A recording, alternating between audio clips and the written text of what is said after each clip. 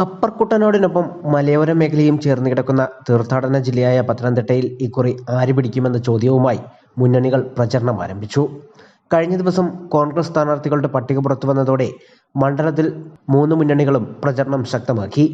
ഇതുവരെ വിജയം നേടിയ UDF സ്ഥാനാർത്ഥി ആന്റോ ആന്റണിയെ ഒരിക്കൽ കൂടി കളത്തിലിറക്കി സീറ്റ് നിലനിർത്താൻ UDF ശ്രമിക്കുമ്പോൾ LDF ആകട്ടെ ആഴ്ചകൾക്ക് മുൻപ് തന്നെ പ്രചരണം ആരംഭിച്ച് മുൻ മന്ത്രി കൂടിയായ ഡോക്ടർ തോമസ് ഐസക്കിനെ കളത്തിലിറക്കി പ്രചരണം കൊഴുപ്പിക്കുകയാണ്. അട്ടിമറി സ്ഥാനാർത്ഥിയായി BJPയുടെ അനിൽ ആന്റണിയും രംഗപ്രവേശം ചെയ്തതോടെ പ്രവചനങ്ങൾക്ക് അതീതമായിട്ടാണ് പത്തനംതിട്ട ലോക്സഭാ മണ്ഡലത്തിൽ മൂവരും പ്രചരണം നടത്തുന്നത്. കോട്ടയം ജില്ലയിലെ കാഞ്ഞിരപ്പള്ളി, പൂഞ്ഞാർ മണ്ഡലങ്ങൾ ഉൾപ്പെടെ 7 നിയോജക മണ്ഡലമാണ് പത്തനംതിട്ട പാർലമെന്റ് മണ്ഡലം.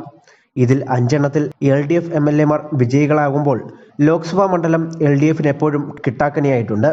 പൊതുവെ UDF മണ്ഡലം എന്ന് പറയുന്ന മധ്യ തിരുവിതാംകൂറിൽ അട്ടിമറി വിജയത്തിനായി മുന്നണികൾ കളത്തിലിറങ്ങി കഴിഞ്ഞു. News bureau, Pathanamthitta.